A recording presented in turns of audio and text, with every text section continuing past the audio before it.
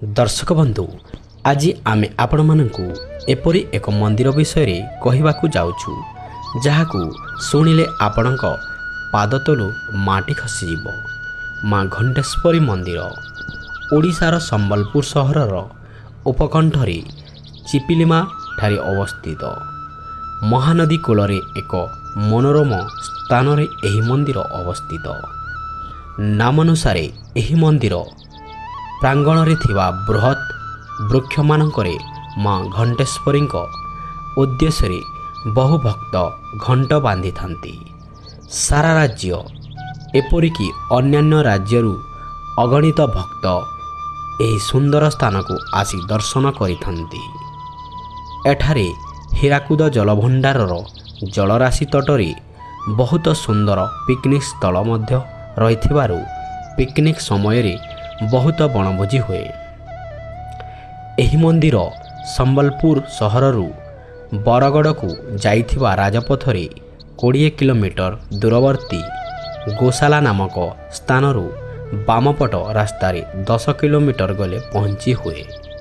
संबलपुर और भुवनेश्वररू घंटेश्वरी को सीधा बस सेवा मध्य उपलब्ध। बरगड़ बस रे गोशाला पर्यंत जाई सेठारू मध्य टैक्सी माध्यम रे जाई हेबो।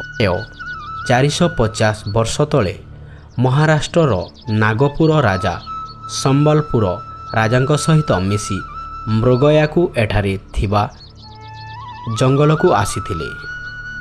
हठात सही जगारे गोटे बालक एवं बालिका केउ आडू उभा होई दृश्यमान होई दुई राजांकर पथरोध कले।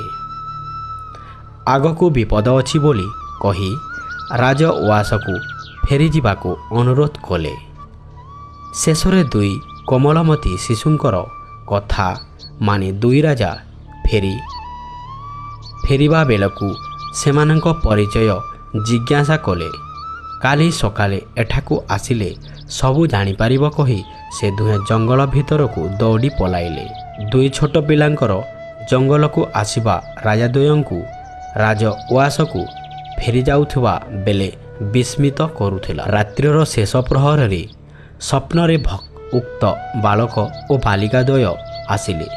सेमाने हर और पार्वती बोली परिचय देले। भेट होइतिबा स्थान रे देवी द्वय राजांकू अपेक्षा करिथिबे आसंता काली सकाले आसीबा पाई एवं बगबेरा गाँर नायक और पात्रवंश को सेमानंकर लालन पालन देवाकू कहिले।